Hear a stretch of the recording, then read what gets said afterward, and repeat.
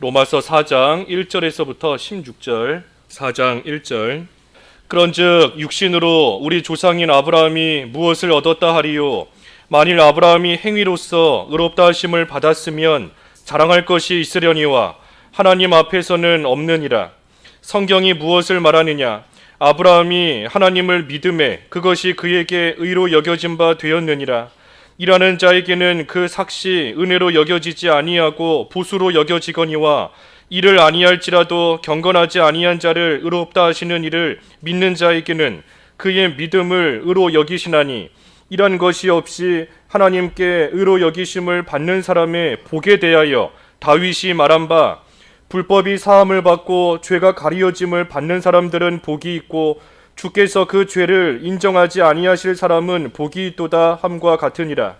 그런즉 이 복이 할례자에게나 혹은 무할례자에게도냐? 무릇 우리가 말하기를 아브라함에게는 그 믿음이 의로 여겨졌다 하노라. 그런즉 그것이 어떻게 여겨졌느냐? 할례시냐 무할례시냐? 할례시가 아니요 무할례시니라. 그가 할례의 표를 받은 것은 무할례시의 믿음으로 된 의를 인친 것이니 이는 무할례자로서 믿는 모든 자의 조상이 되어 그들도 의로 여기심을 얻게 하려 하심이라. 또한 할례자의 조상이 되었나니 곧 할례받을 자에게뿐 아니라 우리 조상 아브라함이 무할례시에 가졌던 믿음의 자취를 따르는 자들에게도 그러하니라. 아브라함이나 그 후손에게 세상의 상속자가 되리라고 하신 언약은 율법으로 말미암은 것이 아니요 오직 믿음의 의로 말미암은 것이니라. 만일 율법에 속한 자들이 상속자이면 믿음은 헛것이 되고 약속은 파기되었느니라. 율법은 진노를 이루게 하나니 율법이 없는 곳에는 범법도 없느니라. 그러므로 상속자가 되는 그것이 은혜에 속하기 위하여 믿음으로 되나니 이는 그 약속을 모든 후손에게 굳게 하려 하심이라. 율법에 속한 자에게뿐만 아니라 아브라함의 믿음에 속한 자에게도 그러하니 아브라함은 우리 모든 사람의 조상이라. 제목은 아브라함은 믿음으로 의인이 됨입니다. 아브라함은 믿음으로 의인이 됨 제목입니다. 이 행위로서가 아니라 이 믿음으로 의롭게 된다. 오늘 제목과 같이 믿음으로 의롭게 된다 그랬는데 이 예로서 오늘 아브라함을 쭉 들어서 여기 4장에서 지금 증거하며 설명하고 있는 겁니다. 1절과 2절에 보면 우리 육신으로 우리 조상인 아브라함이 무엇을 얻었다 하리요? 만일 행위로서 의롭다 하심을 받았으면 자랑할 것이 있을 것이다. 하지만 하나님 앞에는 없다. 그랬습니다. 그러니 아브라함이 어떤 행위, 할례든 율법을 지키든 어떤 행위로서 의롭다함을 받은 것이 아니다. 만일 행위와 율법으로 의롭다함을 받았다면 이 아브라함이 자랑할 것이 있을 것인데 하지만 행위로 의롭다함을 받은 게 아니기 때문에 자랑할 것이 없다. 그렇다면 아브라함이 무엇으로 의롭다함을 받았는가? 여기 3절에 성경이 무엇을 말하느냐? 아브라함이 하나님을 믿음에 그것이 그에게 의로 여겨진 바 되었느니라. 그러니 아브라함이 의롭다 여김을 받은 것은 하나님을 믿었기 때문이다. 아브라함이 하나님을 믿음에 그것이 그에게 의로 여겨진 바 되었느니라 그랬지 않습니까? 창세기 15장의 말씀 인용한 것인데 아브라함이 하나님을 믿음에 그것이 그에게 의로 여겨졌다. 아브라함이 하나님을 믿었다 하는 것은 하나님께서 아브라함에게 약속하신 것을 믿었다 하는 겁니다. 하나님의 약속을 믿었다는 거예요. 그 하나님의 약속이 뭔가? 우리가 앞서 많이 배운 것처럼 하나님께서 장차 그리스도를 보내주실 것, 그리고 그 그리스도로 말미암아 구원받을 자가 하늘의 별과 같이 많아지게 될 것이다 하는 거, 그 하나님의 약속, 아브라함에게 주신 약속입니다. 장차 오실 그리스도, 그리고 그 그리스도로 인하여 구원받을 자가 참으로 하늘의 별과 같이 많아질 것이다. 그 창세기 15장 5절과 6절의 말씀인 겁니다. 15장 5절과 6절. 그래서 아브라함이 그 하나님을 믿음에 그것을 그의 의로 여겨졌다 그랬는데 하나님께서 주신 약속, 다시 말해 장차 오실 그리스도. 그래서 아브라함이 장차 오실 예수 그리스도를 믿음으로써 의롭다함을 받은 것이다 하는 겁니다. 그러니 여기 4절에도 일하는 자에게는 그 삭시 은혜로 여겨지지 아니하고 보수로 여겨지거니와 이를 아니할지라도 경건하지 아니한 자를 의롭다 하시는 이를 믿는 자에게는 그의 믿음을 의로 여기시나니 그랬습니다. 그러니 일하는 자가 삭슬 받는다라고 하면 그거는 당연히 받는 보수입니다. 열심히 일했으니 일한 대가로서 이 보수를 받는 거예요. 그러니 열심히 일한 사람이 삭슬 받았다라고 해서 그 사람이 내가 이 삭슬 거저 받았다 하고 생각하지 않습니다. 왜? 자기가 일했기 때문에. 이거는 내가 일한 대가로서 당연히 받은 그러한 보수다 하고 생각을 한다는 거예요. 하지만 반면에 일을 안 했는데 일하지 않은 사람에게 삭슬 준다라고 한다면 그 삭슬 받은 사람 입장에서는 거저 받은 겁니다. 일하지 않았는데 그래도 삭슬 주었으니 아무 대가 없이 공로 없이 거저 받은 것이 되는 것이고 그것이 바로 은혜다 하는 겁니다. 하나님께서 거저 주신 것, 아무런 공로 없이 무슨 반대 대가 없이 하나님께서 은혜 가운데 그저 거저 주신 것, 그것이 은혜다. 그러니 지금 이 하나님의 은혜를 말하고 있는 겁니다. 은혜를. 일을 아니할지라도 한 게 없는데 다시 말하면 경건하지 않은데 경건한 게 없는데 그런데도 하나님께서 의롭다 하고 여겨주셨으니 그것이 은혜라 하는 겁니다. 은혜다. 내가 애초에 경건했다면 내가 처음부터 거룩하고 경건한 사람이었다면 하나님께서 그런 나를 의롭다 하고 인정해 주셨다. 만일 그렇다고 하면 내가 지금까지 경건하게 살아온 것이 내가 행한 그러한 일이고 그러니 의롭다 하는 것이 마치 내가 받은 대가와 같이 내가 받은 보수와 같이 생각될 수 있겠지만 그것이 아니라 이런 것이 없는데 경건하지 않은데 그런 나를 그저 의롭다 하고 인정해 주셨으니 하나님께서 거저 주신 은혜가 아니고 무엇이겠는가 하는 겁니다. 그러니 하나님께서 의롭다 우리를 여겨주신 것이 전적인 하나님의 은혜입니다.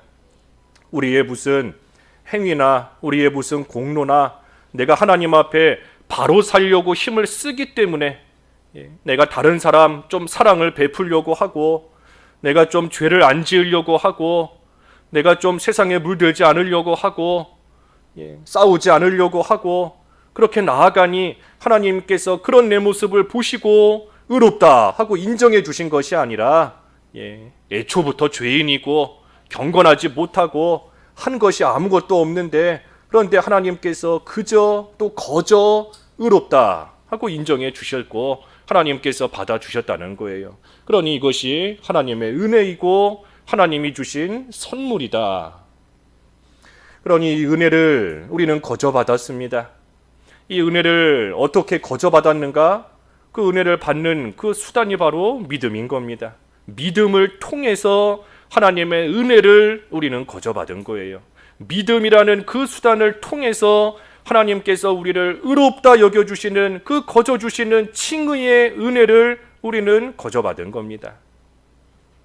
이 믿음이라는 거 우리가 얼핏 생각하면 이 믿음도 내가 뭔가 결정하고 선택해서 내가 믿는 거 아니냐, 내가 안 믿으면 못 믿는 거고 내가 믿으면 또 믿게 되는 것이니 이 믿음도 나의 선택에 달린 나의 어떤 공로나 행위가 아닌가 하고 우리가 얼핏 생각할 수 있지만 그렇지 않아요. 믿음조차도 하나님의 은혜인 겁니다. 하나님께서 믿게 해주셔야 우리는 믿을 수 있는 거예요. 내가 믿는 것 같지만 내가 이제부터 한번 믿어봐야 되겠다. 이 말씀 지금까지 좀 안 믿어졌지만 이제는 내가 믿어야 되겠다 한다고 해서 믿어지는 게 아닙니다.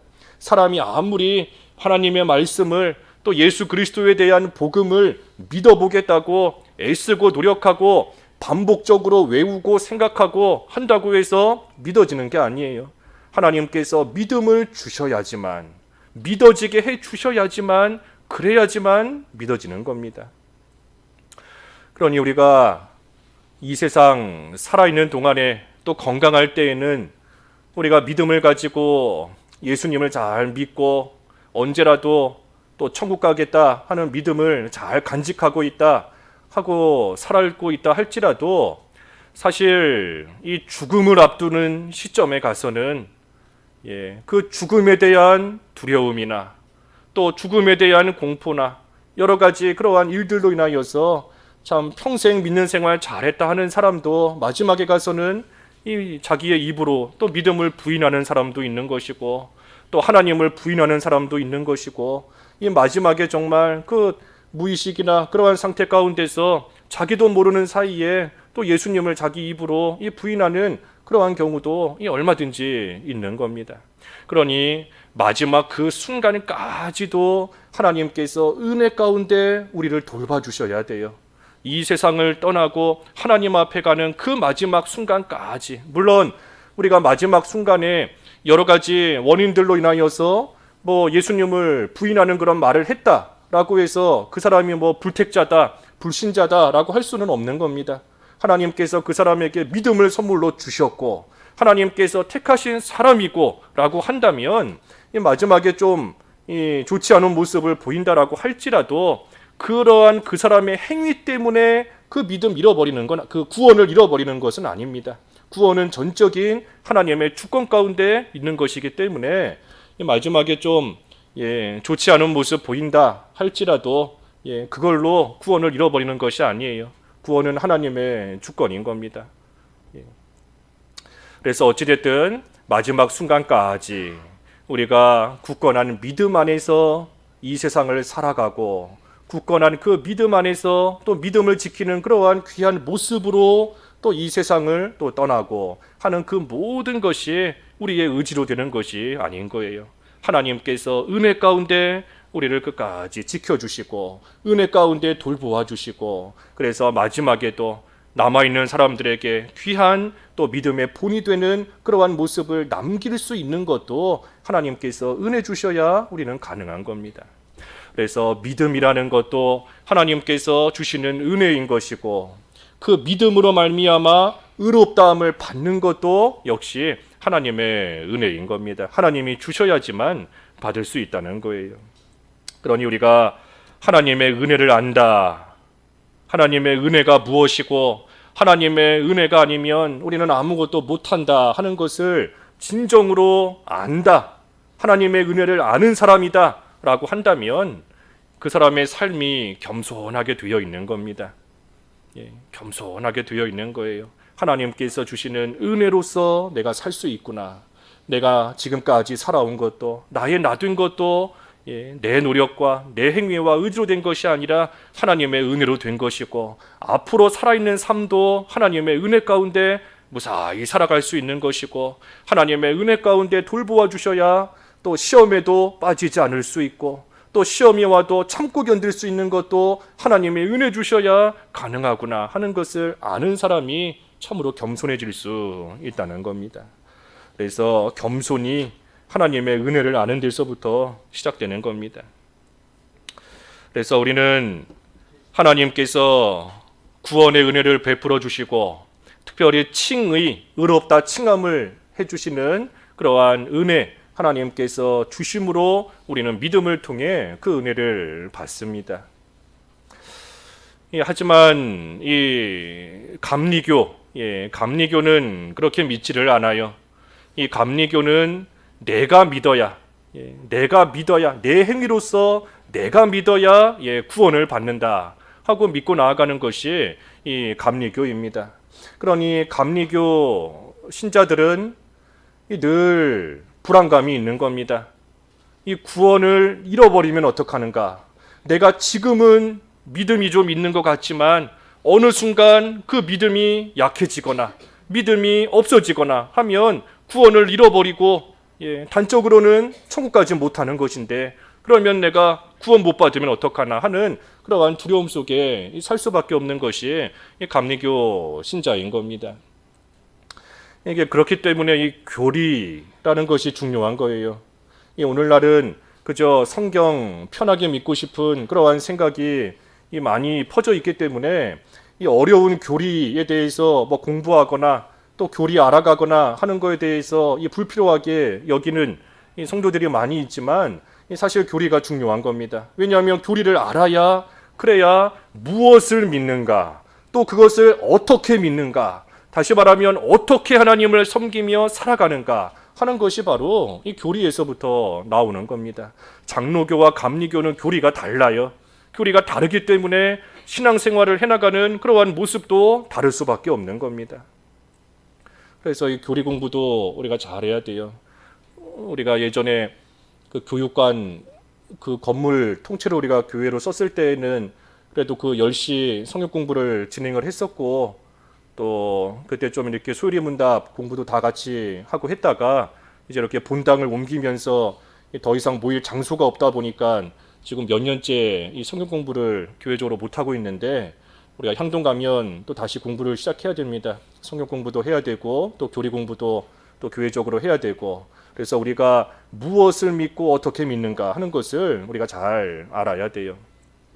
그래서 어찌됐든 이 감리교는 하나님께서 주시는 그 믿음의 선물 안에서 하나님이 베푸시는 구원을 받는다 하는 것을 믿는 것이 아니라, 감리교는 내가 믿는 것이다, 내 의지로 내가 믿어야 구원을 받는다 하고 나아가기 때문에 늘 구원을 잃어버릴 것 같은 구원의 확신이 없는 겁니다. 구원의 확신을 갖지 못하는 불안한 가운데 있어요. 그러다 보니 상대적으로는 더 경건하게 살려고 힘을 많이 씁니다. 그게 사실 감리교의 장점일 수 있는 거예요. 감리교는 자기의 의지로 믿음을 잃어버리게 되면 구원도 잃어버리는 것이기 때문에 늘 불안한 가운데 있는 것이고, 그 불안감을 없애기 위해서 사실은 더 경건하게, 더 거룩하게 살려고, 사실 믿는 생활 더 잘하려고 힘쓰고 나아가는 그런 모습이 있어요.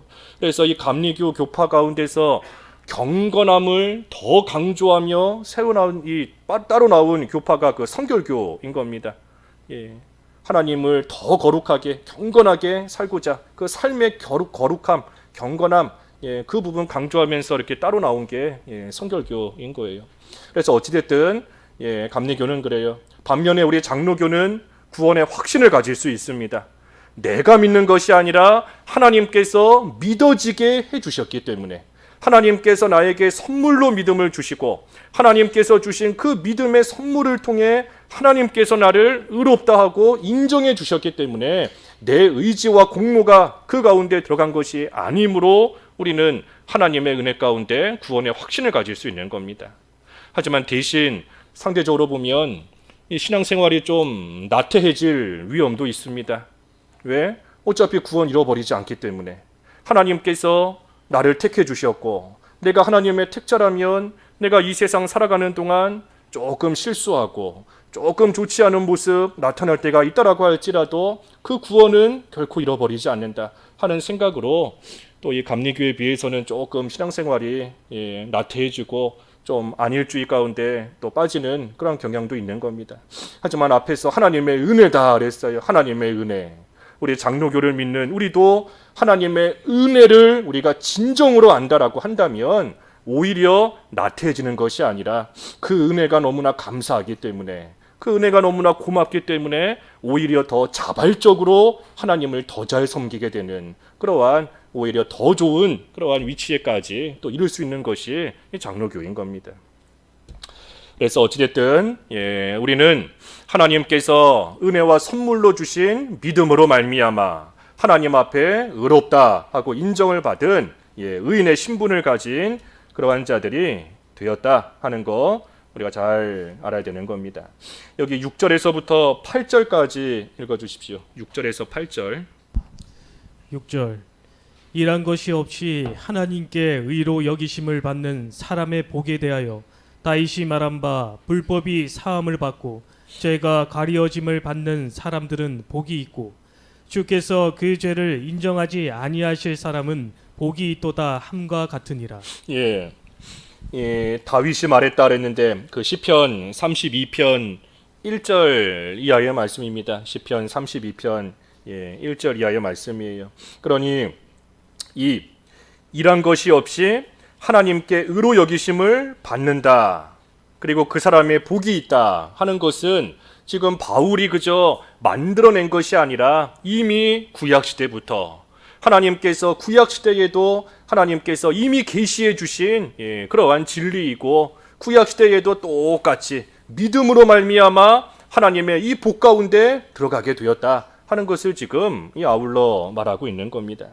그러니 다윗이 말했다 하는 것을 보면 구약시대에도 또 신약시대에도 역시 하나님을 믿는 그 믿음, 정확하게는 그리스도를 믿는 그 믿음으로 말미암아 의롭다함을 받고 하나님께서 주시는 복 가운데 들어가게 된 겁니다. 여기서 말하는 의인, 의인의 복이 무엇인가? 죄를 용서받는 것이다 그랬어요. 죄를 용서받는 것이다. 불법이 사함을 받고 죄가 가리어짐을 받는 사람들은 복이 있다. 주께서 그 죄를 인정하지 아니하실 사람은 복이 있도다. 그랬으니 죄를 용서받는 것이 복이라는 겁니다. 죄인이기 때문에 영원히 죽어야 되지만 예수 그리스도를 믿음으로 말미암아 그 모든 죄가 가리어진 거, 그 죄가 가리어진 거예요. 없는 것처럼 하나님께서 그 죄를 가려주신 거, 그것이 이 복이라는 겁니다. 애초에 처음부터 죄가 없었기 때문에 의인인 것이 아니라는 겁니다. 아예 처음부터 죄가 없기 때문에 하나님께서 의인으로 삼아주신 것이 아니고 분명히 죄가 있지만 죄가 있는데도 하나님께서 그 죄를 용서해 주시고 그 죄가 없는 것처럼 가려주셨기 때문에 하나님께서 더 이상 그 죄를 보시지 않는다는 겁니다. 그러니 이게 하나님의 복이라는 겁니다. 하나님의 복. 하나님의 복이 뭔가 출세하고 잘 먹고 잘 사는 게 복이 아니에요. 세상에서 출세하고 성공했다 하지만 오히려 가난할 때 믿는 생활 잘하다가 물질적으로 풍요해지니 하나님을 잊어버리고 하나님을 멀리 떠나는 사람이 생겼다라고 한다면 그 사람은 부유하게 된 거 그게 화인 겁니다. 복이 아니에요. 화인 거예요. 반면에 어떤 사람은 부유했지만 건강했지만 오히려 육신적으로 가난해지고 병들고 해서 하나님을 더 가까이 찾게 되었다. 그 사람에게는 가난과 질병이 복인 겁니다. 그게 복인 거예요.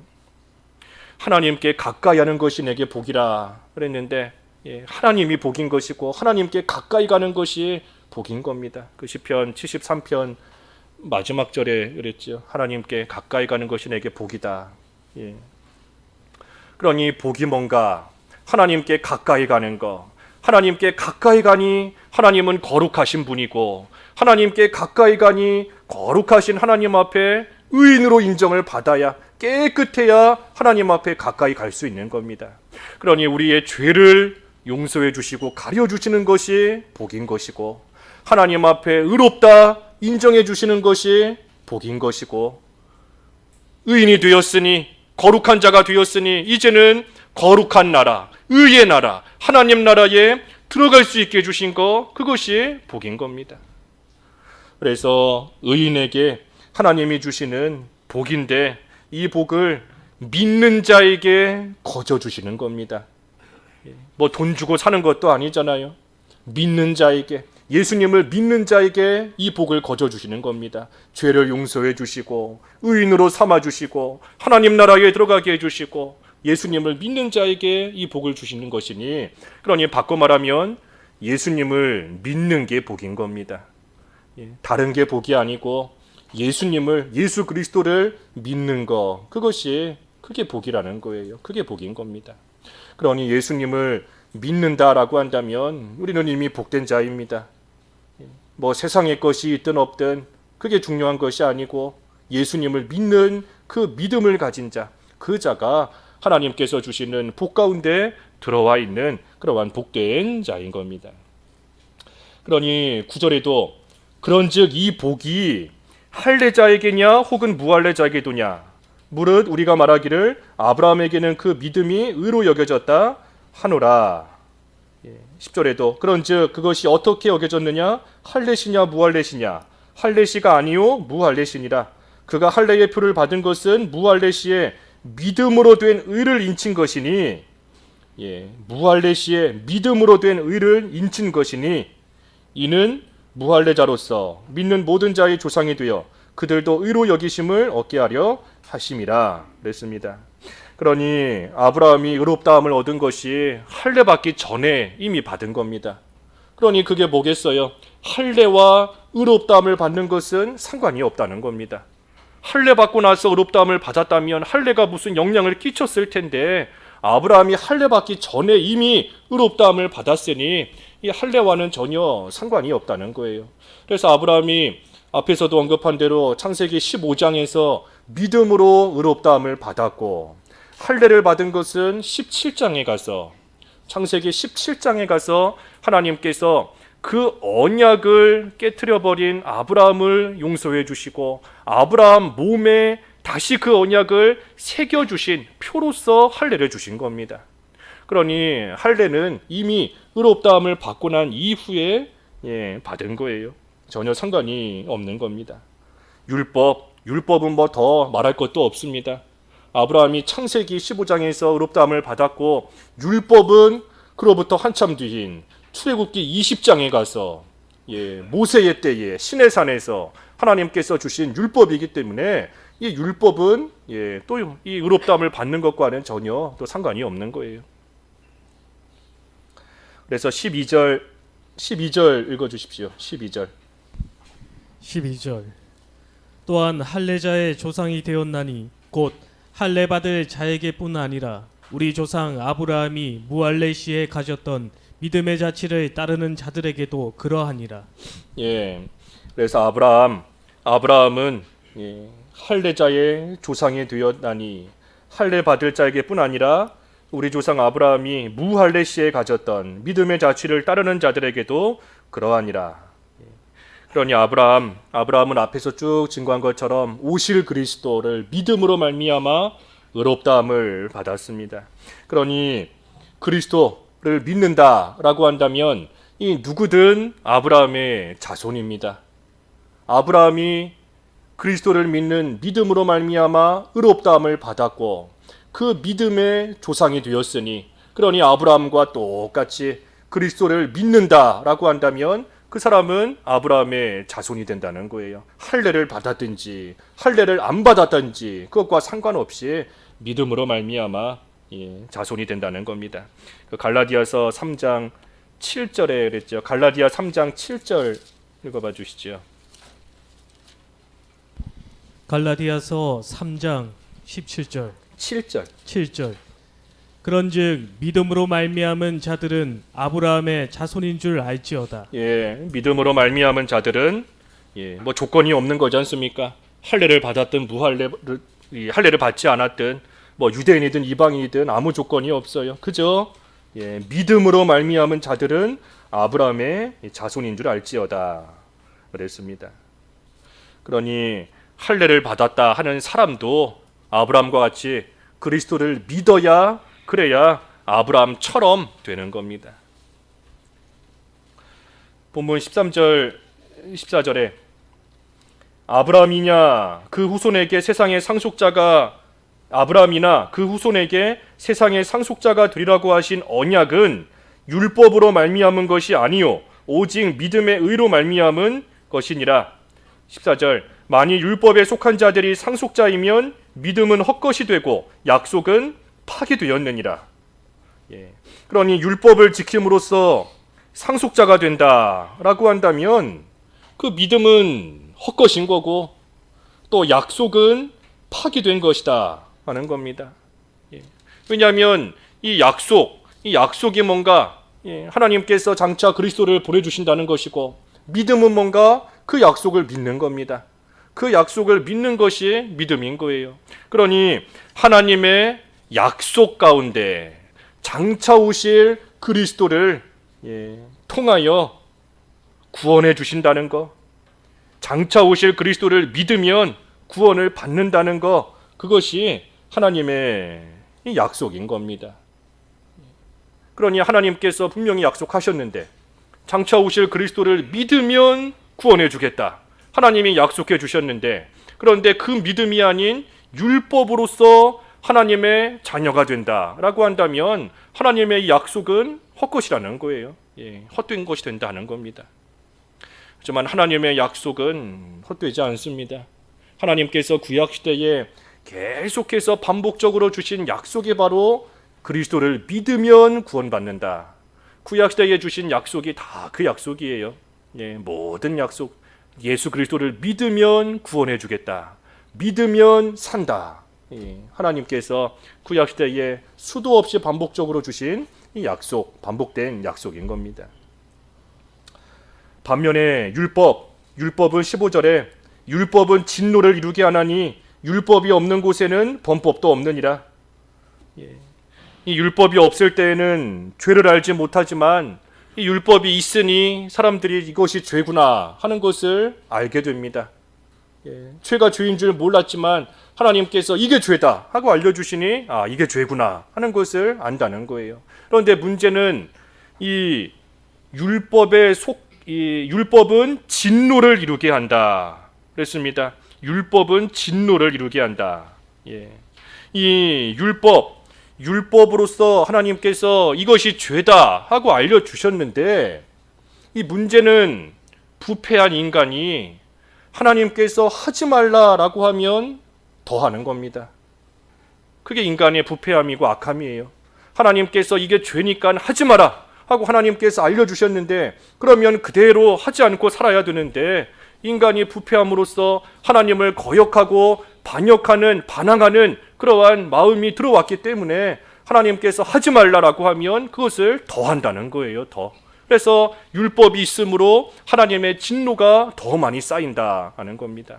세상도 마찬가지입니다. 사람이 악하고 시대가 점점 악해질수록 사람들이 선하다 해왔던 것을 이제는 악하게 여기고 악하게 생각했던 것을 아무렇지 않게 여기고 하고 나아가다 보니 결국에는 하지 못하게 금한 거, 이것이 악한 것이다 금해놓은 거, 그러한 것을 사람이 반발심을 가지고 오히려 더 행하게 되는 그러한 일들이 많이 생기게 되는 겁니다.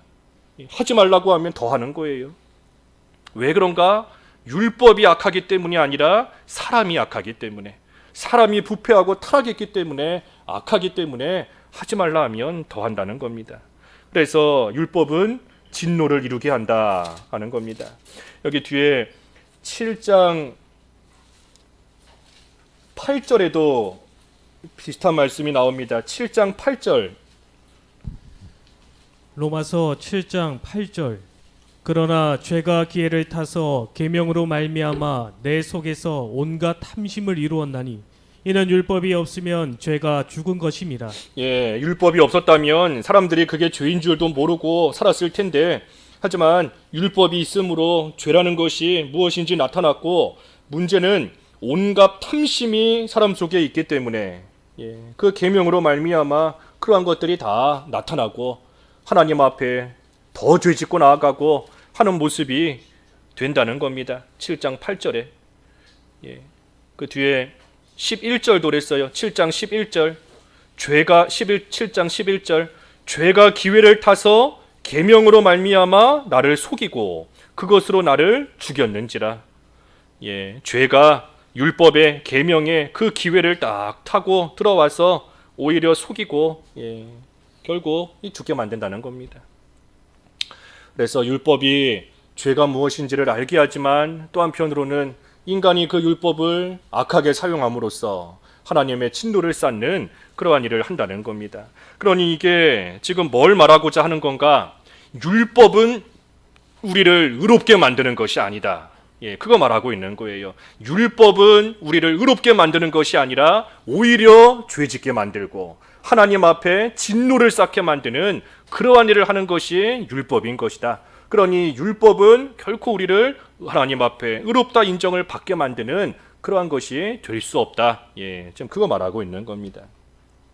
그래서 마지막 16절도 마찬가지예요. 그러므로 상속자가 되는 그것이 은혜에 속하기 위하여 믿음으로 되나니. 은혜에 속하기 위하여 믿음으로 되나니. 바꿔 말하면 믿음도 하나님의 은혜다 하는 겁니다. 앞에서 증거한 것처럼 은혜에 속하기 위하여 믿음으로 된다. 믿음도 은혜라는 거예요. 은혜. 이는 그 약속을 그 모든 후손에게 굳게 하려 하심이라. 율법에 속한 자에게 뿐만 아니라 아브라함의 믿음에 속한 자에게도 그러하니 아브라함은 우리 모든 사람의 조상이니라 그랬습니다. 그러니 믿음으로서만 하나님의 약속을 굳게 하고 그 하나님의 약속을 확실하게 하고 하나님의 그 약속이 이루어지게끔 한다는 겁니다. 하나님의 약속 믿으면 산다 그랬으니 믿는 자가 그 하나님의 약속이 자기에게 이루어지는 그러한 가운데 들어가게 된다는 거예요. 그러니 이것이 감사한 겁니다. 이게 감사한 거예요. 믿음으로써 의롭다함을 받게 하신다. 이게 감사한 겁니다. 우리가 율법은커녕 10계명 10개도 다 지키지 못하고 살아갈 때가 너무나 많은데 우리가 만약 계명을 지킴으로써 하나님 앞에 의롭다 칭함을 받고 계명을 지킴으로써만 천국에 갈 수 있다라고 했다면 우리 고작 10개도 못 지키는데 우리가 하나님 앞에 의로운 자로 인정받고 천국 갈 수 있는 사람이 몇 명이나 되겠습니까? 이 세상에 몇 명이나 있겠어요? 하지만 그러한 우리의 행위가 아닌 하나님께서 전적으로 거저주신 하나님의 은혜 가운데 그저 예수님을 믿기만 하면 우리를 의인이다 하고 인정해 주시고 거룩한 하나님 나라의 백성으로 삼아 주시고 그 하나님 나라에 들어가 하나님과 함께하는 그러한 영생 복락을 누리게 해 주셨으니 그러니 믿음으로 말미암아 의롭다함을 받게 해 주신 것 이것이 참으로 감사한 겁니다. 그러니 오늘 결론적으로 믿음으로 우리가 의인 되게 하셨다 하는 것을 생각할 때 우리의 이 생활, 우리의 삶이 어떤 삶이 되어야 되겠는가? 아까 2절에서 본 것처럼 자랑할 것이 없다. 겸손해야 되는 겁니다. 믿음으로써 의롭다함을 받았다 하는 것을 진정 우리가 안다라고 하면 하나님 앞에 자랑할 것이 없는 줄 알아야 돼요. 내가 뭐 잘났다고, 내가 뭐 잘했다고 하나님 앞에 천국 백성이 되었는가 자랑할 것이 없는 줄 알고 늘 겸손히 하나님께 감사하며 살아가는 겁니다. 또 믿음으로 의롭다함을 받은 사람이 되었다라고 할 때 우리의 삶은 아까 5절에서 나왔던 말씀인데 경건하게 살아가는 겁니다. 경건하게. 하나님께서 경건하지 않은 우리를 의인으로 삼아 놓으셨어요. 경건하지 않은 자를 하나님께서 의롭다, 옳다 인정해 주시고 우리를 삼아 주셨으니 이제는 옳다 인정을 받은 자로서 경건하게 경건하게 살아가는 것이 마땅한 겁니다. 그리고 마지막으로 어떻게 살아야 되는가? 믿음의 자취를 잘 따라가는 겁니다. 12절에 그랬잖아요. 12절에 우리 조상 아브라함이 무할레시에 가졌던 믿음의 자취를 따르는 자들에게도 그러하니라 그랬는데 이 믿음의 자취, 그 믿음의 자취를 따라가는 겁니다. 행위의 자취가 아니고 율법의 자취가 아니고 그들이 어떤 믿음을 가졌는가 그 믿음의 자취를 잘 따라가는 거예요. 그래서 그 믿음의 자취가 뭔가 하는 것이 이제 다음 시간에 볼 이 17절 이하에 나오는 그 아브라함의 믿음인 겁니다. 그래서 우리로 하여금 이 일을 겸손하고 경건하고 믿음의 자취를 따라가도록 하나님께서 하시기 위해서 우리를 예수 그리스도 안에서 의인으로 우리를 삼아 놓으신 겁니다. 그러니 이것은 하나님께서 하신 일이에요.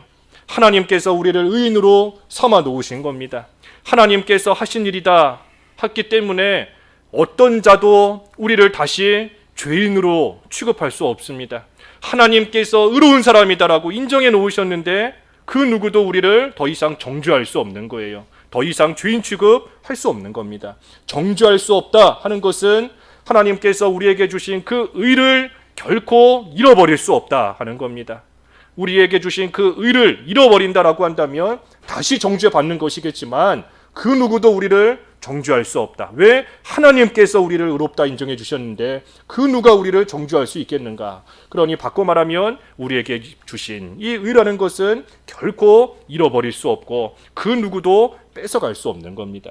그러니 예수님을 통해 하나님의 은혜 가운데 우리를 의인으로 삼아 주셨다는 것, 이것을 우리가 늘 기억하면서 참으로 의인으로서의 합당한 생활, 의인으로서의 올바른 생활, 그것이 뭔가 여러 가지 있겠지만 오늘 본문을 통해서 본 것은 겸손하고 경건하고 믿음의 자취를 잘 따라가는 생활, 그 생활하라고 우리를 의인으로 삼으신 줄 알고 우리가 의인에 합당한 그런 삶이 되어야 되겠습니다.